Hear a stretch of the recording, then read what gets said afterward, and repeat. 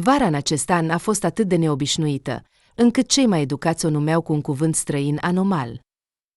Potrivit părerea vânătorului Gheorghe Constantinovic Lapin, care nu folosea principii al cuvinte străine și nu le suporta, vara a fost pur și simplu proastă. Și nu putea să se termine cu nimic bun. Acest an a fost, în general, cumva absurd. Totul a început cu o frig extrem de rece în ianuarie, din cauza căruia păsările înghețau în zbor, iar câinii, uriașele laici, acoperiți cu blană foarte densă, se plângeau cu jale, strângându-și labele. A trebuit să ridice câinii mari aproape de gât și să-i alunge afară din șopron pentru a merge la o inspecție zilnică a unei vaste pajiști forestiere. Se certa cu câinii, numindu-i leneși, făcea apel la conștiința lor, explicând că el, de fapt, nu are nici blană, nici coadă, dar totuși merge, pentru că trebuie. Câinii se uitau la stăpân cu ochi inteligenți, în care se citea o sinceră confuzie. Ei bine, de ce să ne ducem în pădure, dacă instinctul de autoconservare și toate simțurile strigă cu voce tare? Pericol! Stai acasă, nenorocit călduros, și nu te mai arăta. Apoi, gerul a cedat brusc, iar în februarie a venit aproape o dezghețare, dar cu o cantitate uriașă de zăpadă umedă și lipicioasă, care a acoperit totul în jur în câteva zile, aproape mai sus decât înălțimea umană. Gheorghe a fost nevoit să-și piardă picioarele, făcând poteci către hrănitorile pentru animale în zăpadă, care se așeza sub ochii lui. La sfârșitul lunii martie, soarele primăvăratic, furios, a început să topească toată această masă de zăpadă cu o viteză atât de mare, încât apa topită aproape că a inundat căsuța lui de pădurar, situată într-o vale ascunsă a pădurii. De sub zăpadă a început să iasă ceea ce a mai rămas de la animalele moarte pe timpul iernii, iar, numărând pierderile, Gheorghe doar dădea din cap și se înjura în sinea lui pe mama natură, care creează și apoi distruge. În aprilie, iarna parcă s-a trezit, căci nu a dat încă toate rezervele sale, iar la sfârșitul lunii, pe vremea călduroasă și primele frunze, iarăși a început să cadă zăpadă amestecată cu ploaie. Gheorghe, curățând ultimele resturi de fân și sare pentru hrănitoare, nu mai avea milă de cuvintele de înjurătură pentru natura înfuriată. Mai a fost prima lună care a adus vreme normală. Soarele strălucea, pe poieni înfloreau cu putere măceșii și păducelul, pin și bradul au înflorit și s-au acoperit cu conuri, din care vântul ridica în aer nori întregi de palen galben. Covorul multianual de ace de pin s-a uscat și a început să se simtă moale la fiecare pas. Și oamenii, și animalele, ca de obicei, au uitat repede neplăcerile iernii și primăverii și așteptau cu nerăbdare vara, desigur, caldă, roditoare și fără griji. Gheorghe Constantinovic, care nu împărtășea optimismul general, a spus, după o iarnă ca aceasta, nu așteptați o vară normală, a spus el, cum a spus Gheorghe familiei sale, când a ieșit din pădure în sat pentru a cumpăra produse și lucruri de care avea nevoie. La început, totul a fost bine. Vara a venit caldă și frumoasă, dar cu fiecare zi devenea din ce în ce mai cald. O căldură nemai văzută pentru aceste locuri s-a stabilit la mijlocul lunii iunie. Și iată că de o lună toți erau chinuiți fără niciun indiciu de pauză. Cerul fără fund, la care toți se uitau periodic cu speranța, nu pe ploaie, ci măcar pe nori, era indiferent și complet gol. Și el însuși părea ca și cum s-ar fi decolorat sub razele necruțătoare ale soarelui. În aerul pădurii era o ceață sufocantă, impregnată cu aroma coniferelor, și părea că aerul lipicios și sufocant poate fi împins cu mâinile. Toți, ca o binecuvântare, așteptau seara, când soarele orbitor se va ascunde după orizont și va oferi câteva ore de odihnă tuturor celor vii. Câinii, tovarășii și apărătorii fideli ai vânătorului în viața lui grea, se lăsau greu pe laturi, zăcând în blănurile lor puțin mai subțiri după molotul de primăvară, dar totuși fierbinți, sau se plimbau prin curtea mică, lăsându-și cozile pufoase și lăsându-și limbile aproape de pământ în căutarea unui loc umbrit. Dar toți țânțarii au murit de căldură, a anunțat optimist stăpânul câinilor. Împreună cu căldura și seceta, Gheorghe, un om experimentat, a simțit o neliniște. Aștepta marea nenorocire a pădurii, nenorocirea în fața căreia natura însăși este neputincioasă și aproape că omul este neputincios. Aștepta incendiile de pădure. Acum dormea neliniștit și se ridica de câteva ori pe noapte pentru a verifica dacă orizontul nocturn strălucește cu o flacără. Inspirând aerul pădurii, încerca să determine dacă există vreo notă de fum. În fiecare zi, de câteva ori, Gheorghe își ridica capul și se uita la cer. Dar căuta nu nori de ploaie, ci aștepta cu neliniște apariția unor coloane de fum de culoare neagră și cenușie. Și a așteptat. Incendiul a izbucnit, ca întotdeauna, pe neașteptate, ridicând deasupra marginii îndepărtate a pădurii un fum albicios, asemănător cu ceața. Au început zile grele, pline de căldură și neliniște, impregnate cu miros de fum și sudoare. De dimineața până seara, Gârghe întâmpina și conducea prin pădure cele mai scurte căi, cunoscute doar de el, echipele de pompieri și salvatori. Săpa șanțuri de protecție și benzii în acele zone ale pădurii unde animalele tocmai își creșteau puii. Pădurea ardea deocamdată dintr-o parte a parcelei sale, de-a lungul unor benzi largi de protecție împotriva incendiilor, săpate pe marginea pădurii. Dar amenințarea că focul va merge mai departe continua să plutească deasupra pădurii liniștite, ascunse. Numai să nu bată vântul, îi spunea el cu încredere lui Laica, care, simțind neliniștea stăpânului și amenințarea din aer, a uitat de căldură, lătrând cu neliniște și jucându-se la fiecare minut, provocând mici lupte. Gârghe, strigând la câini, se uita și asculta lumea din jurul său, care părea că s-a electrizat și nu-i dădea voie să se relaxeze nicio clipă. Într-una din zile, după ce a săpat puțin în grădina mică, amenajată în spatele casei, s-a enervat și a aruncat lopata. Apoi, schimbându-se, a strigat câinii. Banda pufoasă, formată din 3 câini adulți și un cățel de 11 luni, care învăța tainele serviciului, a sărit cu un lătrat vesel după stăpân. Gârghe, hotărând să facă ocol pe granița apropiată a parcelei sale, a pășit pe cărări invizibile, cunoscute doar de el. Câinii s-au dispersat în mod obișnuit în toate direcțiile. Nu i-a chemat. Foarte bine dresați, știind ce este permis și ce nu, nu aveau nevoie de asta. Și, în general, Gârghe considera că a deschide gura trebuie doar în caz de necesitate reală și extremă. Iar majoritatea discuțiilor și emoțiilor le considera o mișcare inutilă a aerului. După ce s-a îndepărtat de casa pădurarului la aproximativ 5 kilometri, a simțit brusc că mirosul de fum s-a intensificat. Și în aer se simțea clar fumul. În curând, fumul, întinzându-se pe pământ, a devenit vizibil chiar și cu ochiul liber. Ieri, când se întorcea pe aceeași potecă, aerul era curat. Asta înseamnă că incendiul s-a extins. Gârghe s-a uitat cu neliniște în jur. Trebuie să cheme câinii și să se întoarcă. Și deodată, în depărtare, unul dintre câini a început să latre.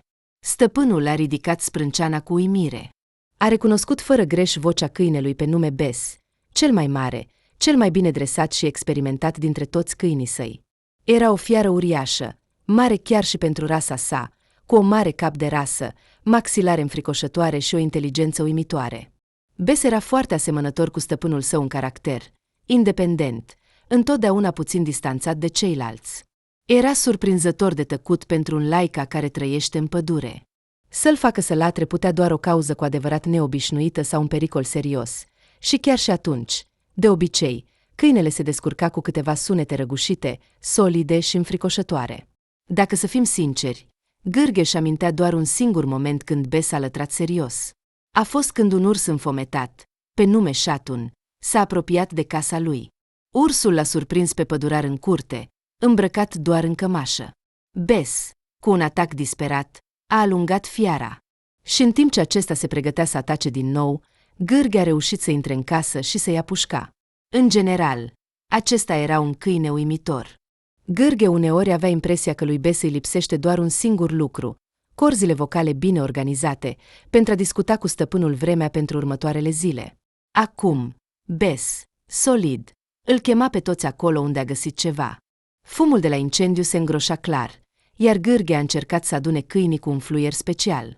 3 au venit imediat, dar Bes continua să insiste pe al său și îl chema cu încăpățânare pe stăpânul său.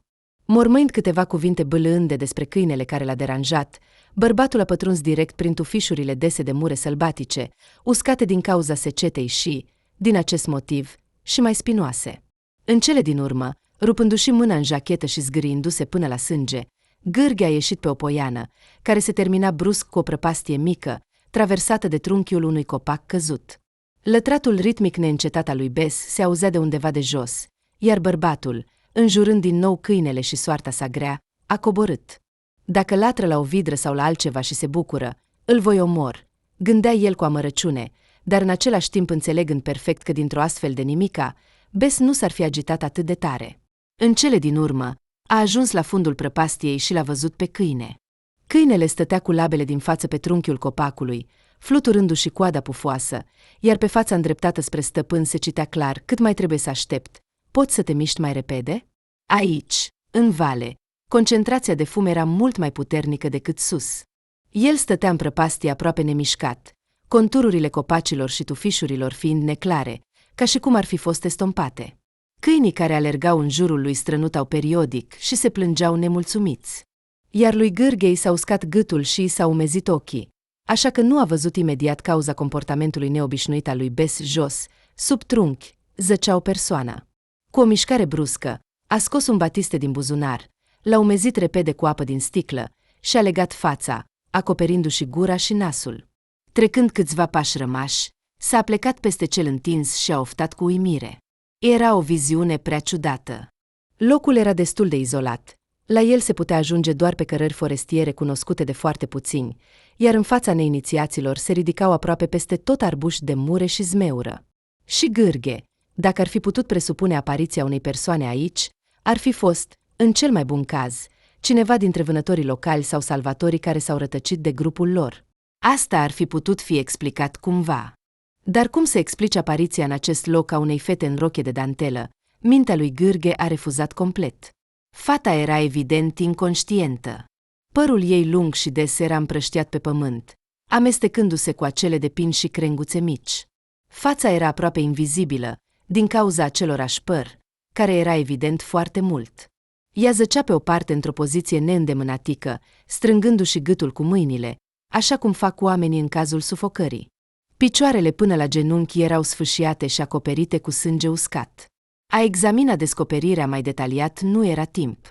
Gârghe simțea cum fumul îi strânge din ce în ce mai mult plămânii. A luat fata nemișcată. Din fericire, ea părea că respectă o dietă, sau poate că era pur și simplu slabă de la natură. Important era că nu a simțit greutatea ei și a început să urce repede pe panta prăpastiei, agățându-se de rădăcinile copacilor și tufișurilor care ieșeau din pământ. Pe măsură ce urca, sudoarea a început să inunde ochii. Aerul sufocant, stagnant, plin de amărăciune aproape că nu-i oferea oxigenul necesar. Picioarele au început să-i se îndoiască, iar fata care zăcea pe spate, mai întâi aproape fără greutate, a început să cântărească din ce în ce mai mult cu fiecare secundă. În cele din urmă, el, ud până la piele, sufocându-se, a ieșit pe o suprafață plană. A fost mai ușor să respire imediat. S-a frecat nervos la ochii lacomii și a lăsat cu grijă piciorul său pe pământ. Bess, care se apropiase, a venit solemn, a mirosit-o pe cea întinsă și s-a uitat expresiv la stăpân. "E vie?" a întrebat bărbatul dintr-o dată câinele. Acesta a strănutat brusc, ca și cum ar fi dat din cap în semn de răspuns la întrebarea pusă. Ea era în continuare inconștientă. Făcând un alt bandaj umed, a șters fața fetei și a legat un batiste pe față ca o mască. Pulsul era slab, dar regulat. "Bine, fetiță, nimic, vom trece," a murmurat Gârghe și, scrâșnind din dinți, a ridicat din nou corpul fetei pe umerii săi. Viața lui Gârghe nu l-a răsfățat prea mult. S-a născut într-un sat vechi din acelea care sunt numite în declin. De-a lungul străzii prăfuite, sinuoase, care era, de fapt, singura, stăteau case, cândva solide, dar acum dărăpânate și înclinate fără grija omului. Obloanele închise și acoperișurile care se prăbușeau pe alocuri, gardurile căzute și curțile acoperite de urzică, arătau, desigur, descurajant. Dintr-un sat mare, nu mai rămăsese decât câteva zeci de case, în care continuau să trăiască oameni. În cea mai mare parte, acestea erau familii cărora nu le era nicăieri să meargă, bătrâni care își trăiau ultimii ani sau vânători și pescari din oraș, care veneau periodic pentru a vâna în ținutul bogat învânat. Părinții lui Gârghe erau, probabil, singurii locuitori ai satului care rămăseseră aici din voință. Capul familiei, Constantin Lapin, lucra ca pădurar, era un om de veche școală și cu o educație patriarhală la fel de veche și considera că soția trebuie să se ocupe de casă, gospodărie și copii. Fiul, născut chiar aici în sat fără călătorii inutile la maternități, l-a numit Gârghe. Combinarea cu patronimul a ieșit foarte sonor. Exact ca mareșalul Zacov, râdeau sătenii, nu altceva decât că viitorul șef s-a născut. Așa s-a întâmplat că Goșco a fost singurul copil de vârsta lui din tot satul. Și, în general, doar copiii lapinilor mai animau tabloul sumbru al așezării aproape moarte. Când băiatul a crescut, a început să meargă la școală în satul vecin, situat la 10 kilometri distanță. Pentru asta, în fiecare zi venea să-l ia o veche dubă de pasageri, care risca constant să nu ajungă la destinație pe drumul forestier plin de groti. Ei bine, ți-am spus, șefule. Continuau să râdă vecinii, privind cum micul Goșa se urcă serios în mașină. Transport personal pentru el. Aceste călătorii la școală erau, probabil, singurul lucru care îl lega de civilizație. Nu avea cu cine să se împrietenească în sat. Fratele și sora lui mai mici nu-l interesau deloc, prietenii de școală erau departe, așa că din copilărie a petrecut tot timpul liber în pădure cu tatăl său. Și nimeni nu s-a mirat când, după școală, Goșco Lapin a terminat un colegiu și a devenit pădurar. O dinastie de pădurari. Râdeau în jur. Gârghe era tăcut și, în general, avea reputația unui om complet necomplice, care, în plus, contrar tradiției ruse, aproape nu se atingea de băutură. Ce să iei de la el, spuneau despre el. El preferă animalele mai mult decât oamenii. Este un fapt. În curând va deveni complet sălbatic. Nu va mai ieși din pădure. O să vezi. Spre uimirea tuturor, sălbăticia completă nu s-a întâmplat. Mai mult, Gârghe s-a întors parțial în lumea civilizată, căsătorindu-se pe neașteptate cu o fată din vecinătate și, fără a amâna lucrurile, având o fetiță. Ce bărbat isteț! A prins singura fată bună din sat, spuneau în sat. Bravo! Maldaudal! Era într-adevăr de statură mică, părea destul de slab, ceea ce părea ciudat pentru profesia lui. La cuvintele pădurar sau vânător, majoritatea oamenilor își imaginează inevitabil imaginea unui bărbat masiv, cu umeri largi, cu o barbă în formă de lopată și cu mâini care îi permit să meargă liniștit la urs fără pușcă. Lapin era puternic cu o forță specială, care nu se evidențiază prin muști, nu rupe cămașa de pe piept, dar în același timp era nu cu mult mai mică decât a unor eroi recunoscuți. Părea că era făcut din cabluri, și forța din mâinile și picioarele lui era o surpriză completă pentru cei care încercau să o testeze. De exemplu, pentru braconieri. Văzând în fața lor o siluetă scundă a unui om slab, ei îndrăzneau instantaneu și începeau cu aroganta, care este atât de caracteristică pentru oamenii care au renunțat de mult la conștiință, să se aplece asupra lui cu amenințări. Astfel de dispute se terminau întotdeauna cu același rezultat. Gârghe îi prindea pe câțiva dintre ei și îi ducea la poliție împreună cu armele și prada. Primind regulat observații și chiar amenzi pentru depășirea atribuțiilor, el, totuși, la prima ocazie, continua să acționeze exact la fel, ignorând cerințele formale de a întocmi procese verbale și de a chema martori. Zi de zi, an de an, el mergea pe cărările nesfârșite ale unei păduri uriașe de pini, se ferea prin mărăcini, făcea poteci prin zăpezii, curăța dărâmăturile din copacii căzuți, făcându-și mușchii deja puternici și mai puternici.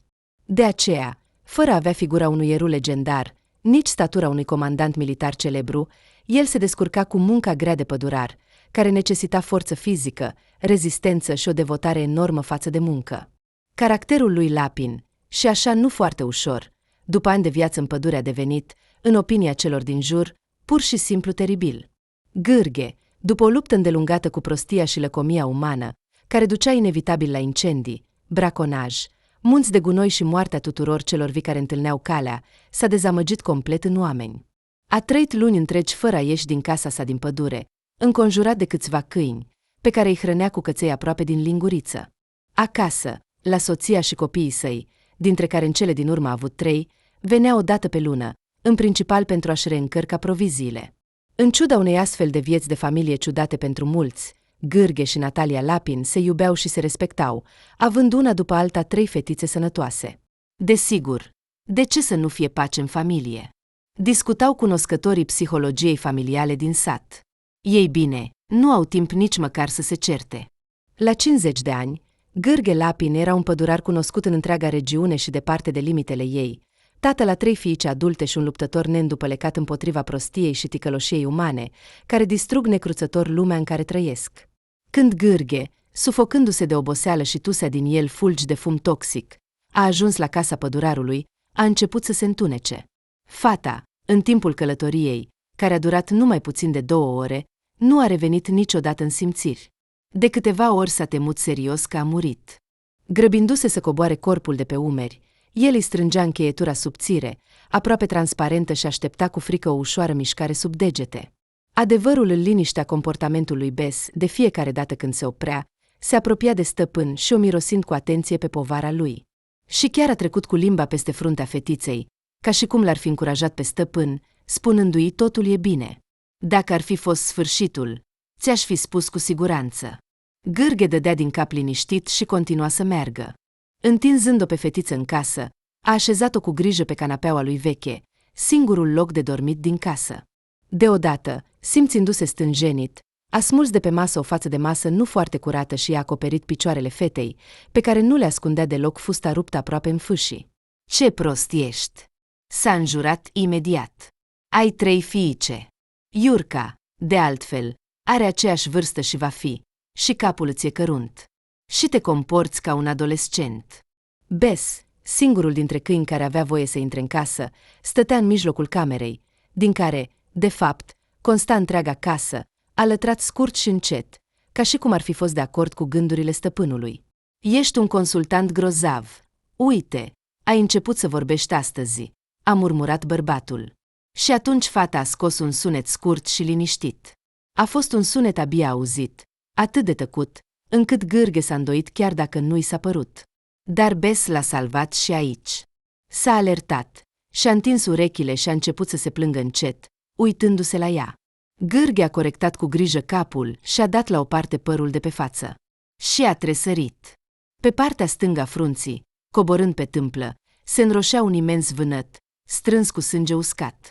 Stai, păzește, dacă e ceva, cheamă-mă, a ordonat el câinelui și s-a repezit la aragaz. După câteva ore, fata zăcea sub o pătură curată, cu fața spălată și cu un compres pe față. Picioarele fetei le-a șters și el, cum a putut, cu un prosop umed în apă caldă. Gleznele și genunchii erau zgâriați, judecând după tot, de crengile arbuștilor și de spinii acestora. La fel erau rănite și mâinile. Dar acestea erau doar zgârieturi, care nu-l deranjau pe Gârghe în mod special. Ceea ce nu se poate spune despre vânătăile înfricoșătoare de pe frunte. Trebuie să rezist până dimineața, se gândea el. Mâine vor veni băieții de la Emercom. Trebuie să vină. Judecând după tot, focul se îndreaptă spre sat. O voi lua și o voi trimite. Trebuie să meargă la spital. De ce nu își revine? Se uita el cu îngrijorare la fața fetei. Seara, a ieșit din casă și s-a uitat la orizont, încercând să evalueze situația. Judecând după flăcările și fumul care se ridicau, incendiul își schimbase direcția, iar locuința lui nu era în pericol. Cel puțin, deocamdată. Câinii se comportau de asemenea destul de calm. După ce s-au recuperat de la fumul toxic pe care l-au inalat împreună cu stăpânul lor, se jucau vesel sub zidul unei vechi anexe, lovindu-se unul pe altul cu oase vechi. Era obișnuit să aibă încredere în prietenii săi fideli. Și dacă câinii erau atât de lipsiți de griji, înseamnă că și pentru el nu exista niciun pericol. Și deodată, în casă s-a auzit lătratul lui Bess, dar el a lătrat atât de mult în toată viața sa anterioară, încât Gârghe a reușit să se gândească în fugă. A alergat în cameră și s-a oprit brusc. Fata stătea pe pat și își palpita capul. Nu atinge! A strigat bărbatul, văzând cum ea se apropie cu degetele de vânătăile pe care el le-a fixat cu ceva asemănător unei bandaje cu compresă. Ea și-a retras mâinile speriate, s-a sprijinit de canapea și și-a ridicat capul. În mijlocul unei furtuni adevărate și al părului încurcat, a apărut o față slabă, palidă, cu ochi mari și întunecați. Se uita la el cu o asemenea groază, încât părea că în orice moment va sări din pat și va încerca să fugă. Ce să spună? Cum să o liniștească? Gândurile lui Gârghe se învârteau ca nebunele. Privind în oglinda care atârna pe perete, s-a speriat de sine. Ce să mai spunem despre nefericita fată, care era deja speriată? Fața pe care o murdărise cu funingine și o zgâriase cu un chibrit, sprâncenele zbârlite, părul umed de transpirație care stătea în toate direcțiile, nu era deloc atrăgătoare. Și ochii lui erau roșii de fumul acru și păreau ca niște cărbuni strălucitori și răzbunători. Parcă sunt un fel de demon nedesăvârșit, s-a gândit el cu uimire. Fata, judecând după tot, a gândit la fel și părea că se pregătea să strige. Și din nou, Bess a intervenit. A hârșâit, s-a ridicat și, fluturându-și coada, s-a apropiat brusc de patul pe care stătea necunoscuta. În următoarea secundă, și-a pus capul mare și lăbărțat pe pat și și-a băgat nasul sub palma ei. Și în acest gest al unei fiare uriașe, ale cărei maxilare puteau să rupă cu ușurință un mânier de lopată, era atât de multă delicatețe precaută, încât fata nu s-a speriat deloc. Gârghe s-a oprit. Știa educația și reputația câinilor săi. El era singurul om care îi atingea vreodată și căruia ei îi permiteau să facă asta.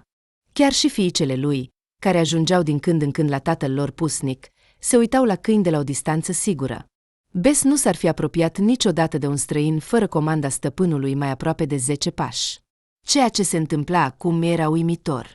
Fiera de vânătoare feroce părea că a înțeles că unei ființe umane mici, slabe și neajutorate era nevoie de sprijin, că trebuie cumva să o liniștească, să-i spună, hei, nu te teme, nu-ți amenință nimic, ești printre prieteni. Să-i spună asta astfel încât să înțeleagă, să creadă. Și ea a crezut. Bună! A spus ea mai mult șoptind decât vorbind. Ei bine, slavă Domnului! A suspinat Gârghe cu voce tare. Și fața lui murdară s-a umplut de un zâmbet neașteptat. Pe fața lui, neagră ca unui cărbunar, au strălucit dinții albi și puternici, de care ar fi putut fi invidioși chiar și altele. Altfel stai acolo, ca un buștean. Am început să ne temem. Cu demonul.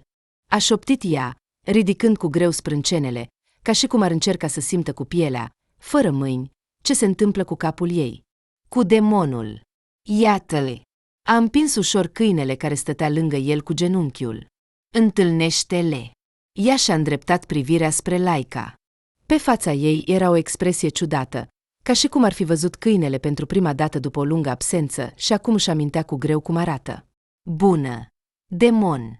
Se părea că putea doar să șoptească, sau poate că nu îndrăznea încă să vorbească mai tare. Ei bine, îl cunoști pe el. Mă numesc Gârghe. Sau, dacă vrei, Gârghe Constantinovic.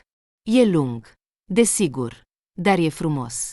El încerca să o dezvăluie, să o scoată din starea de șoc în care se afla încă. În general, despre noi știe aproape tot. S-a uitat zâmbind la fată. Acum, logic, ar fi trebuit să se prezinte. Dar ea tăcea. Tăcea într-un mod greu, tensionat, cu disperare. Gârghe a decis să o împingă puțin.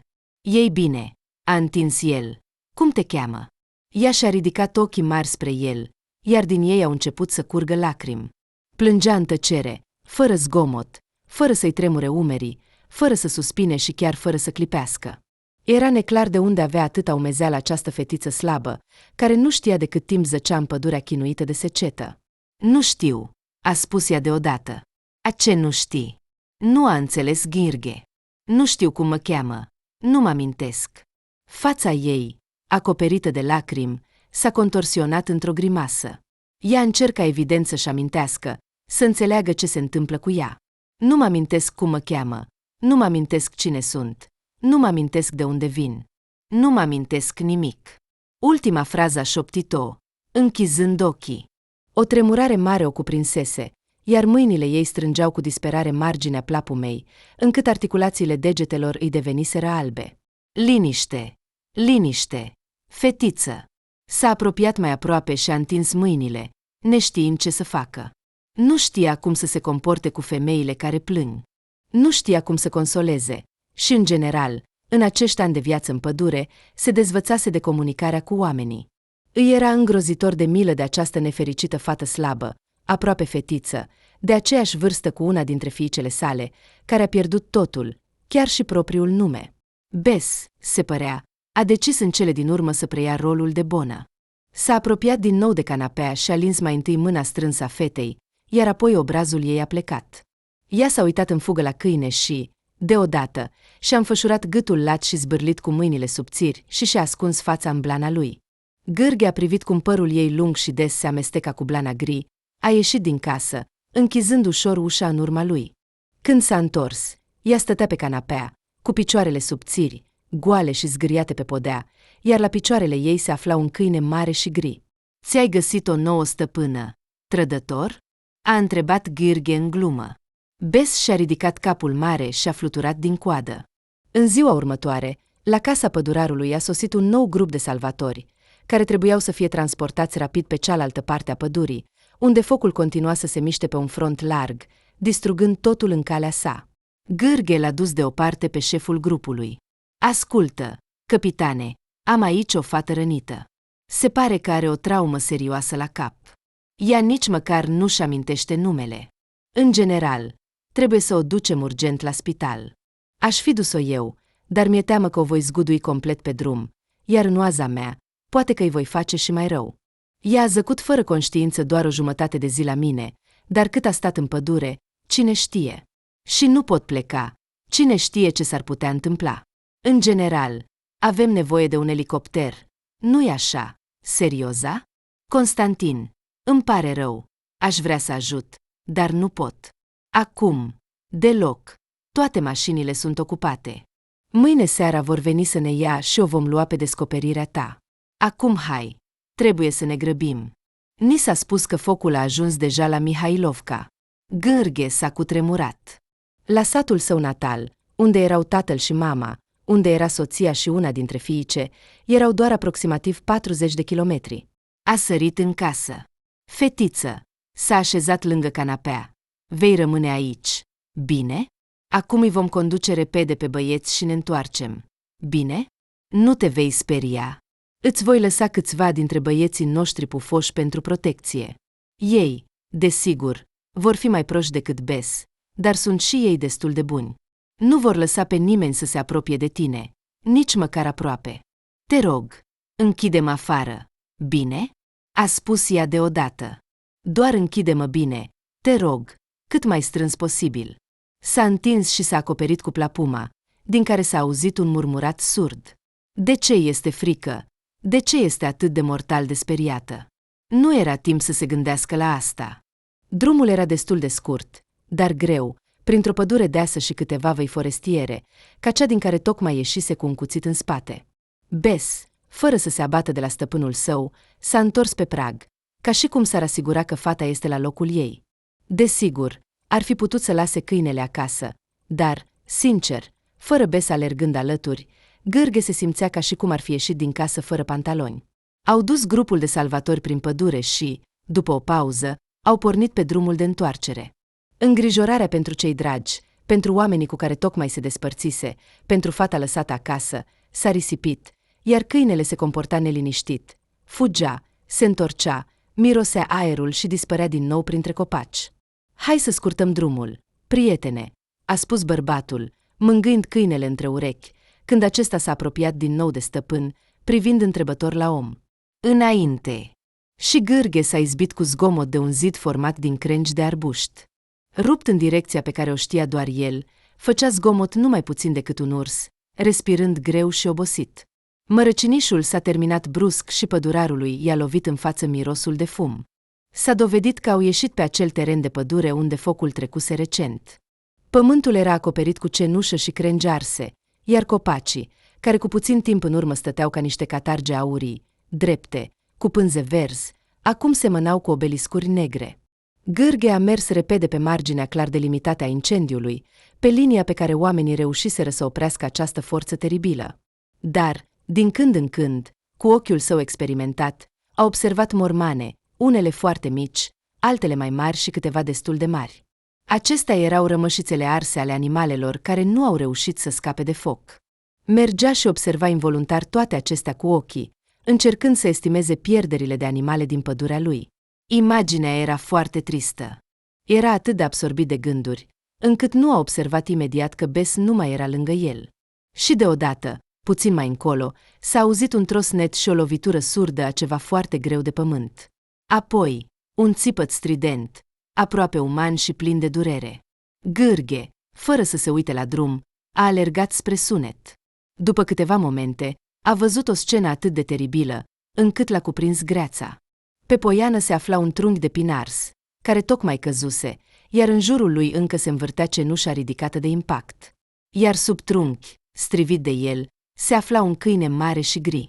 Desigur, acesta era Bes, văzându-le pe stăpân, a început să se scarpine cu labele din față și a început să plângă cu jale. Acum, dragul meu, așteaptă, Sunt aici!" a strigat Gârghe, alergând spre copac. S-a prins de trunchiul negru, unsuros și sfărâmicios, și cu toate puterile a încercat să-l ridice. Pentru o clipă, i s-a părut că toate venele îi vor exploda. Trunchiul greu s-a mișcat puțin și s-a ridicat. Bes, simțind libertatea, s-a târât înapoi, plângând. Gârghe a aruncat trunchiul pe pământ, iar acesta a ridicat o noriță de cenușă. Cu greu și-a îndreptat picioarele tremurânde de efort și s-a întors spre câine. Bes zăcea pe o parte, iar din cealaltă parte, tremurând neregulat, ieșea un ciot de lemn ars. Bărbatul s-a așezat în genunchi lângă câine. Bes a șoptit: "Cum ai putut să faci asta?" Câinele a ridicat puțin capul său mare și lăbărțat, s-a uitat la stăpân cu ochii săi aproape umani, a suspinat greu, din nou, aproape uman, și, plângând ușor, și-a pus capul pe pământ. "Nu, nu, nu, nu te lăsa, nu îndrăzni, auzi? Acum ajungem acasă, e aproape. Suntem foarte aproape, uite, trecem prin acel grup de mesteacăn și ne apropiem de destinație." Gârghe murmura, smulgându-și jacheta și punând-o sub câine. "Ei bine, dragă Bes, mai rezistă puțin. Trebuie doar să ajungem acasă, iar acolo te voi îngriji cum pot. Desigur, nu pot promite frumusețe, dar voi face tot ce pot. Doar să te ții bine." Continua să murmure neîncetat, ca un nebun, și trăgea câinele greu pe jacheta lui. Din fericire, suprafața era relativ netedă.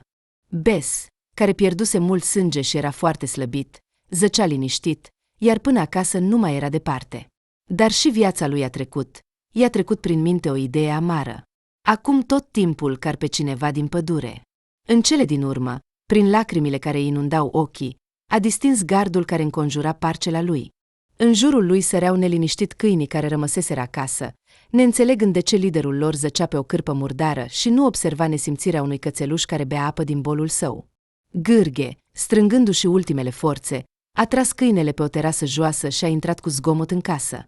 Cu un gest larg a dat totul de pe masă, s-a aplecat și, băgându-și mâinile sub corp, a tras în sus pe Bes, care devenise pur și simplu imposibil de ridicat. A așezat câinele pe masă și a simțit că nu mai era capabil de nimic. Dând din cap, a privit în jur cu o privire încețoșată și s-a oprit asupra fetei care stătea pe pat cu ochii mari deschiși. La început, nici nu a realizat cine era și s-a mirat foarte tare. Fiind îngrijorat pentru câine, uitase complet de oaspete. În cele din urmă, revenind la realitate, a dat din cap din nou, ca și cum ar fi încercat să îndepărteze aerul, și a spus cu o voce răgușită: "Ce nenorocire!" Pe picioarele care continuau să tremure, a ajuns la dulap, în care se afla o cutie mare cu o cruce roșie pe capac. Aceasta era o rezervă de medicamente și materiale pentru acordarea primului ajutor. Fiica cea mare a familiei Lapa, Alexandra, lucra ca asistentă medicală la spitalul din raion și își completa și reîntregia regulat rezervele tatălui său cu cunoștințe. Știind viața izolată și plină de pericole a pădurarului, Alexandra se asigura că nici tatăl ei, nici câinii săi iubiți nu rămâneau fără ajutor de urgență.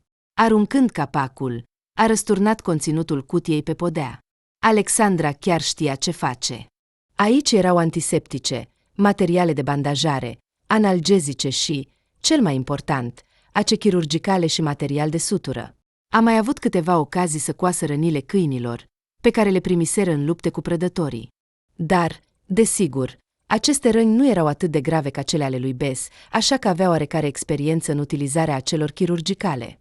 De aceea s-a apucat de ele, înțelegând că rana teribilă de pe lateral trebuie suturată, altfel câinele va sângera până la moarte, dacă îi va scoate din lateral acest nenorocit ciot de lemn.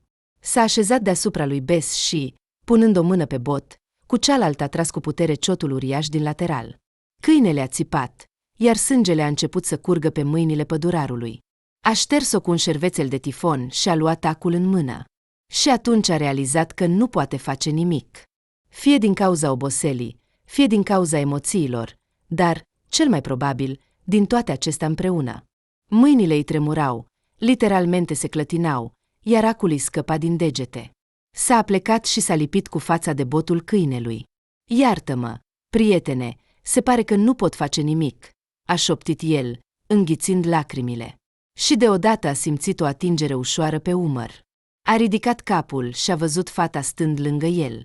Din nou a uitat de ea. Și acum o deranja, pentru că îi stătea în cale să-și ia rămas bun de la prietenul care pleca. Scuză-mă, a spus ea încet, dar nu în șoaptă, ca înainte. Îmi dai voie să mă uit? A vrut să murmure ceva despre faptul că aici nu este de fapt un circ, dar totuși s-a dat la o parte. S-a aplecat și, ciudat, nu a palidit și mai mult. Nu a leșinat și nu s-a strâmbat la vederea țesăturilor sfâșiate și a sângelui, așa cum se aștepta Gârghe. Dimpotrivă, fața ei s-a animat cumva, iar ochii au devenit instantaneu vii și conștienți, de parcă în sfârșit ieșise din neființă și neînțelegere și se gândea la ceva concret, clar, palpabil. Pot să ajut? Voi încerca să ajut. S-a întors și s-a uitat la pădurar. Ei bine, cu ce poți ajuta aici? A suspinat el greu. Are nevoie de un chirurg, de un veterinar. Trebuie să fie cusut. Iar eu, uite, vezi? A arătat spre mâinile lui tremurânde. A renunțat cu disperare și a continuat. Și dacă îl vom coase, oricum va muri din cauza inflamației, probabil. Nu putea să se forțeze să vorbească despre Bess, că va muri și, folosind umanul, va muri. Ea a dat din cap cu încăpățânare. Iar lui i s-a părut că la cuvântul veterinar s-a alarmat cumva. Voi încerca. Pot? Mi se pare că nu știu cum să explic, cum să înțeleg. Pur și simplu, înțelegi, mi se pare că știu ce trebuie făcut. Pur și simplu știu. S-a plecat hotărât peste mormanul de medicamente pe care el le răsturnase pe podea și a început să aleagă ceva de acolo. Mișcările ei au devenit clare și concentrate. Oricum va muri, se gândea Gârghe, privind la burta câinelui care se ridica neregulat. Mai bine să facem ceva decât să stăm ca stâlți și să privim. Fă-o, a suspinat el. Trebuie să-l adormim, a spus fata hotărât. Ei bine, corect, ca să nu mai sufere, nu-i așa? A tresărit Gârghe. Nu, nu ai înțeles. Trebuie să-l adormim, ca să nu simtă durerea, să nu interfereze. Anestezie, înțelegi? Gârghe, ca pădurar, avea, desigur, fiole pentru adormirea animalelor. A alergat spre cutia specială și a scos o fiolă potrivită pentru câine în funcție de greutate. După câteva secunde, Bess a adormit, întins și relaxat pe masă. Te rog, ține lumina direct deasupra mesei, a spus fata, întinzându-i o mică lampă de birou. Apoi, lui Gârghe nu-i mai rămânea decât să clatine din cap cu uimire și să suspine. Degetele ei lungi și agile coaseau cu încredere vasele și țesuturile, curățând, dezinfectând și reunind tot ce fusese cu câteva momente înainte o amestecătură de sânge, blană, cioburi de lemn și cenușă. Sângerarea a fost oprită aproape imediat, iar apoi a urmat o muncă minuțioasă, care a durat o eternitate. Și iată, în cele din urmă, sub mâinile fetei, pielea părea că s-a sudat, iar de la rana teribilă și sângerândă a rămas doar un petic de blană tăiat și cusut cu atenție cu fire uniforme de-a lungul lui. El, ca hipnotizat, privea acel loc. Pot să cobor lampa, a auzit el. Ea stătea lângă el, scoțând mănușile de pe mâini și zâmbind. A pus cu grijă lampa pe masă și s-a încruntat de durerea din gât, umăr și braț. Acum trebuie doar să așteptăm. Dacă mâine temperatura nu va crește prea mult, vom spera la ce e mai bun. Iar dacă va crește, a tăcut. Oricum, vom spera. Oricum, nu mai pot face nimic. Acum doar voi face o injecție. A umplut cu o mână încrezătoare seringa cu medicamentul și l-a administrat lui Bess când a terminat cu câinele. Ochii ei s-au stins din nou, ca și cum s-ar fi întors în interior, încercând să vadă ceva acolo, iar fața ei a devenit detașată. Fata s-a dus la canapea, care devenise refugiu pentru ea, și s-a lăsat greu pe ea. Ce ai pățit, fetiță?" a spus Gârghe, așezându-se lângă ea și punându-i o cană cu ceai de plante cald.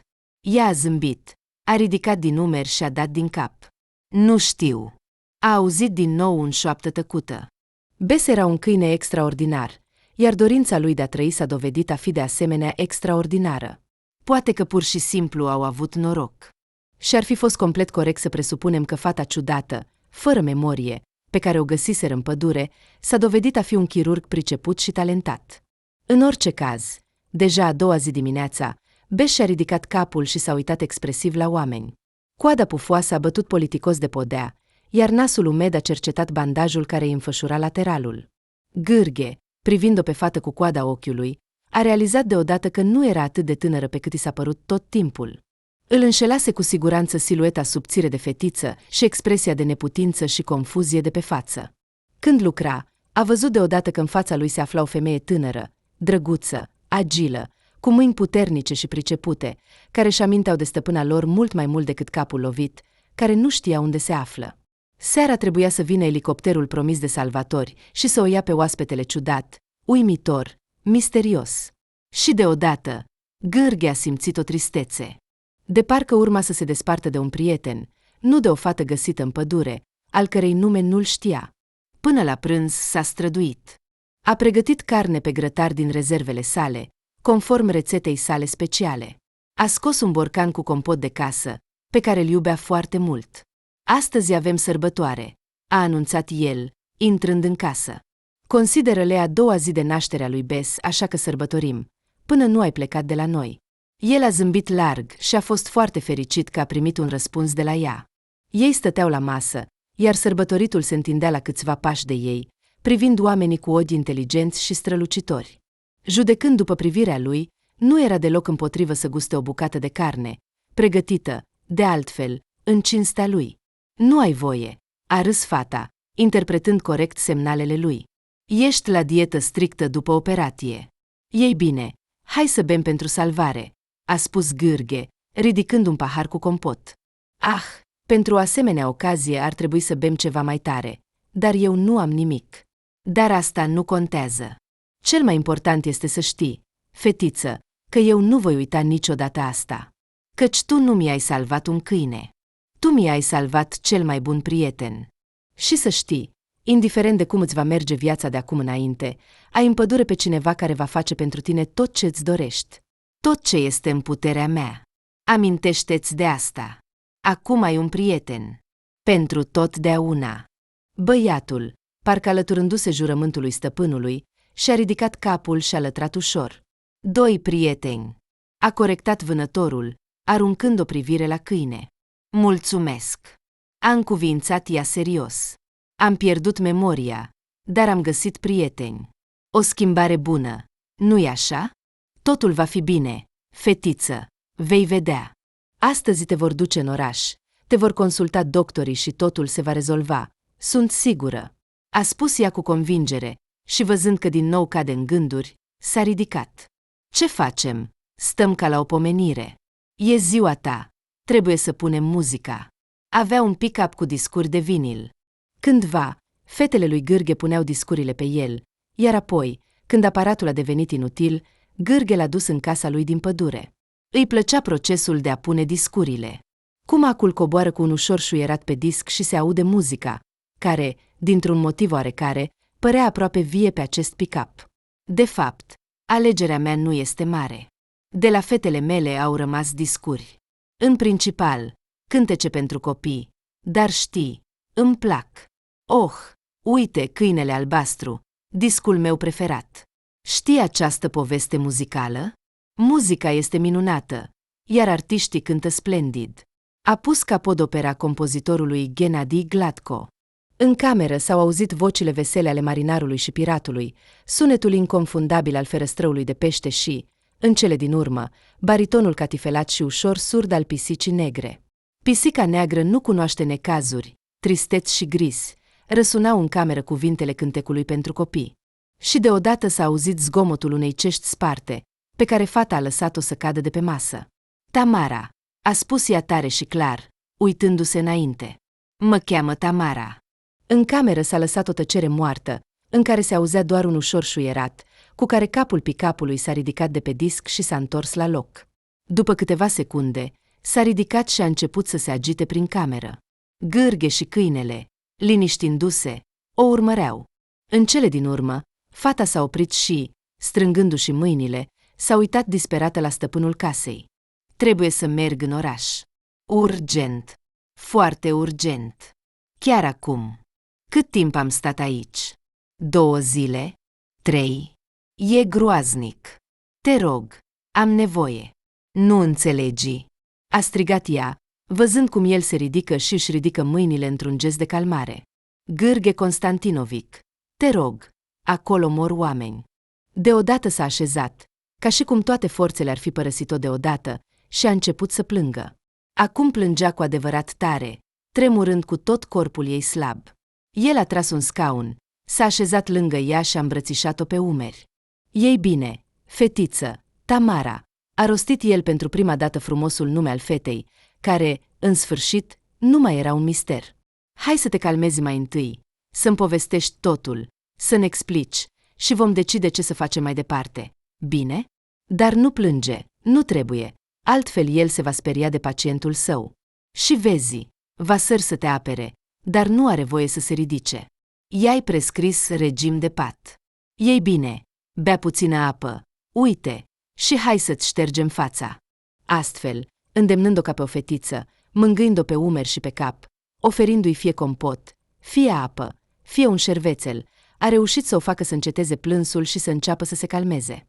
În cele din urmă, a suspinat pentru ultima dată și, îndreptându-se, s-a uitat la vânător. Ei bine, spune-mi. El a zâmbit încurajator și s-a sprijinit cu capul de mână. Tamara Cochina a iubit animalele încă din copilărie. În apartamentul părinților ei, întotdeauna au locuit pisici, câini, hamsteri și o mulțime de alte animale, care consumau bugetul familiei cu viteza unui aspirator și făceau viața familiei veselă, dar nu ușoară.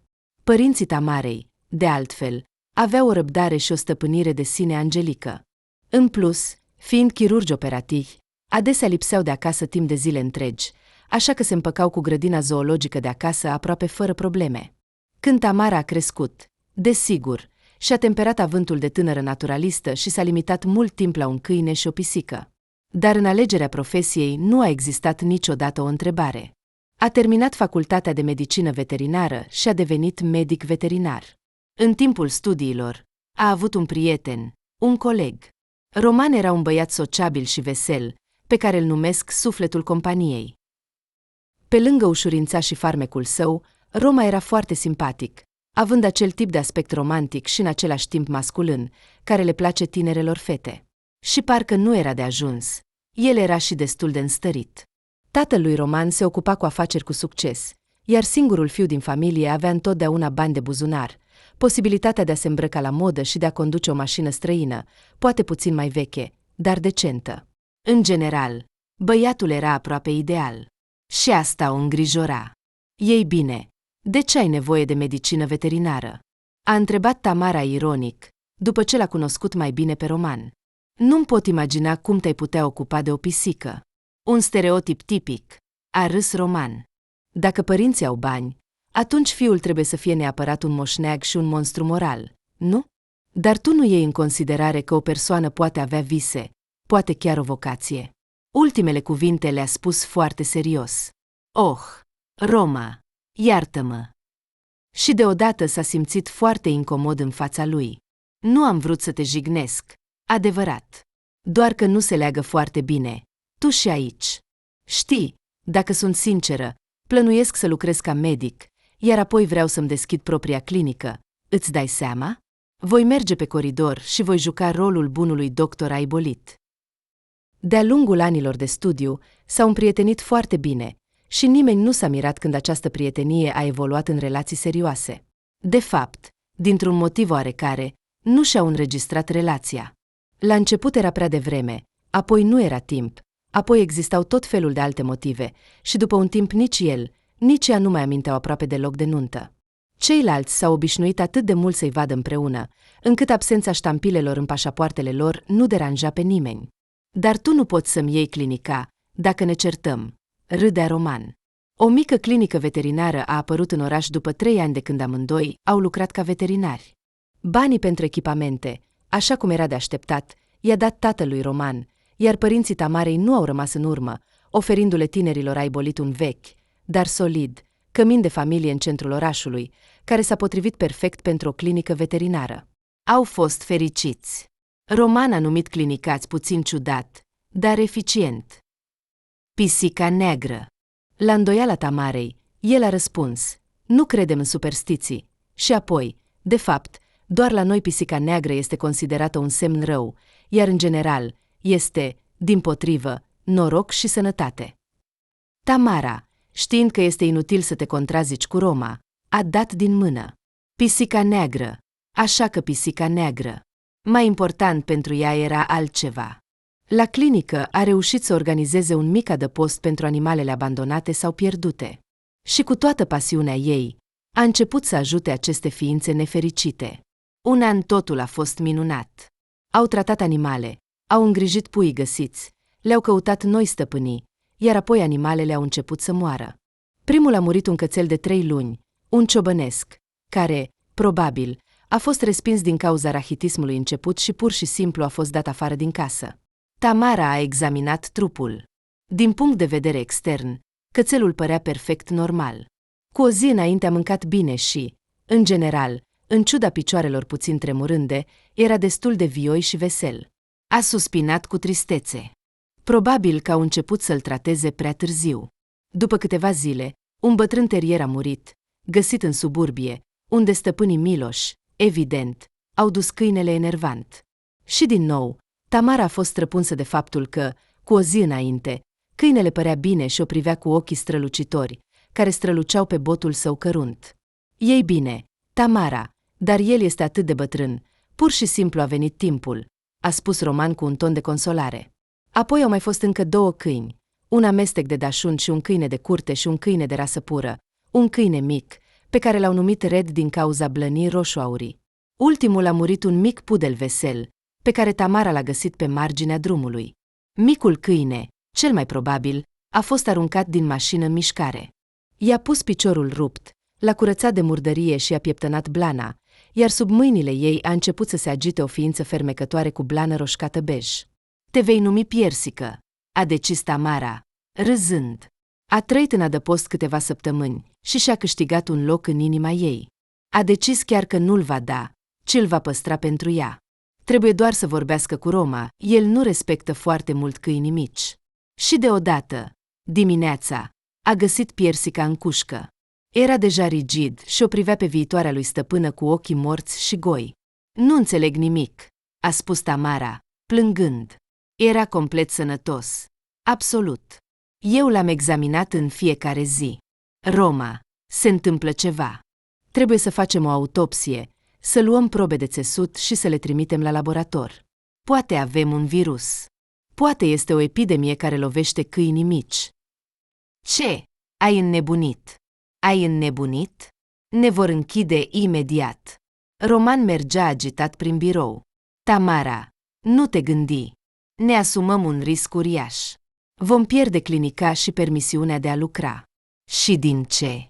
Din câțiva câini vagabonzi, care nu sunt de folos nimănui. Și apoi, nu spune prostii. Nu avem nicio epidemie. Acestea sunt animale vagabonde pe care le adun de nu știu unde și ele pot muri în orice moment dintr-o mulțime de motive necunoscute nouă. Ei bine, Tomo, draga mea, te rog, nu panica. Mă vei distruge. Deodată, și-a lăsat capul jos, apăsându-și mâna pe gură, ca și cum ar fi spus ceva de prisos, apoi și-a ridicat ochii spre Tamara și a devenit din nou romanul vesel și familiar. Și totuși, o umbră, ceva ciudat a trecut pe fața lui. În seara aceea, a terminat munca și s-a dus acasă, când deodată și-a amintit că nu a închis seiful cu medicamente. Era important. Erau multe preparate, unele necesitau o contabilitate strictă. S-a înjurat pentru neatenție și s-a întors. Deschizând ușa, a realizat cu uimire că nu era singur în clinică și a ascultat. În biroul vecin, 2 bărbați vorbeau clar, iar una dintre voci îi aparținea lui Roman.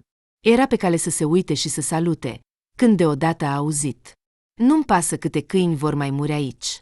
Tu trebuie să stabilești doza de medicament la care ei vor înceta să moară. Ai fost plătit pentru asta, nu-i așa? Dacă îți faci bine treaba, îți vor ierta datoria. Asta ar trebui să fie prioritatea ta. Ai înțeles? Am înțeles, a început Roman. Dar nu m-am gândit că câinii vor muri atât de repede. Poate că se vor îmbolnăvi, dar nu vor muri. Asta arată foarte suspect. Eu nu sunt singur aici. Tamara, ea începe să suspecteze ceva. Înțelegi? Trebuie să mă gândesc și la fata ta. E treaba ta.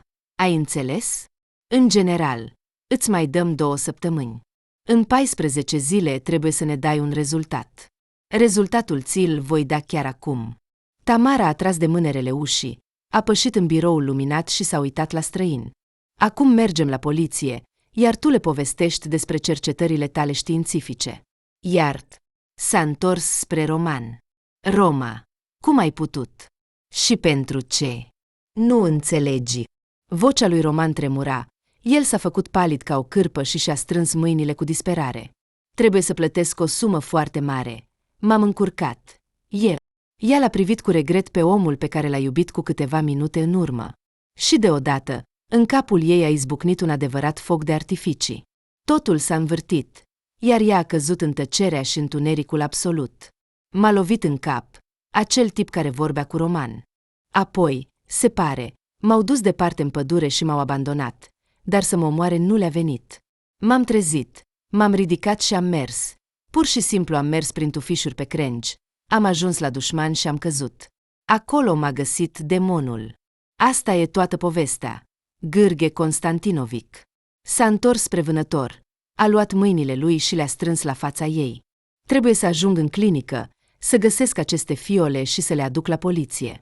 Atunci pot cere expertiza medicamentului. Înțelegi? Voi avea dovezi. Te rog, ajută-mă. Te rog. Ai promis. Ai spus că vei face pentru mine tot ce poți. Doar du-mă în oraș. Vocea ei s-a rupt, iar ea a început din nou să plângă.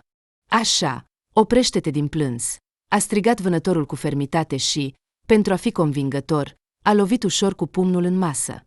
Am spus că voi face, înseamnă că voi face. Dar mă tem de un singur lucru. Și dacă nu te voi duce? Dacă te prăbușești în mașină sau, Doamne ferește, îți facem rău pe drum? Ei bine, Gârghe Constantinovic. Ea a zâmbit printre lacrimi. Am stabilit deja că sunt, cum să spun, medic. Judecând după toate, am avut o amnezie temporară superficială din cauza loviturii la cap. Voi verifica cu siguranță, îți promit, dar acum nu mă amenință nimic. Crede-mă. El s-a uitat la Tamara cu neîncredere și a îndreptat privirea spre demon, ca și cum căuta sprijin de la el. Câinele s-a uitat la stăpân și a lătrat ușor, ca și cum ar fi spus ei bine, ce aștepți, ca un stâlp? Aproape o oră s-au zguduit pe drumurile accidentate ale pădurii. Gârghe, conducând un vechi UAZ, a blestemat fiecare băltoacă întâlnită și se uita cu îngrijorare la Tamara. Ea, ținându-se de mânerele de pe bord, își închidea ochii când mașina sărea cu zgomot și scârțâit pe denivelări. În cele din urmă, drumul de pământ s-a transformat în asfalt, iar Tamara, suspinând de ușurare, s-a lăsat pe spătarul scaunului. Nu te relaxa prea mult, a mormăit Gârghe. Această mașină nu este cu mult mai tânără decât mine, așa că s-ar putea să nu ajungem la oraș. Tamara a râs și l-a sărutat pe obraz pe vânător. Fiala cu medicamentul necunoscut l-au găsit imediat. Se pare că, odată cu dispariția Tamarei, Roman s-a relaxat puțin și a încetat să mai ascundă urmele experimentelor. Cercetările de laborator au arătat că substanța pe care Roman o administra câinilor nu era un medicament aprobat pentru utilizare. Se pare că oamenii cu care s-a asociat Roman voiau să efectueze ceva asemănător unor studii clinice ale acestui medicament. Cu ce scop? Pe Tamara nu o interesa deloc. Totul a dispărut din viața ei odată cu Roman. Tamara și Gârghe stăteau pe veranda vechii case de vânătoare, iar la picioarele lor se afla demonul. Ei bine, nu ne uita, a spus Gârghe. Ei bine, în primul rând, a răspuns Tamara, va trebui să-i scot firele demonului, iar în al doilea rând, cred că acum sunt legată de voi strâns. Au râs, iar vechiul vânător a strâns cu putere mâna fetei.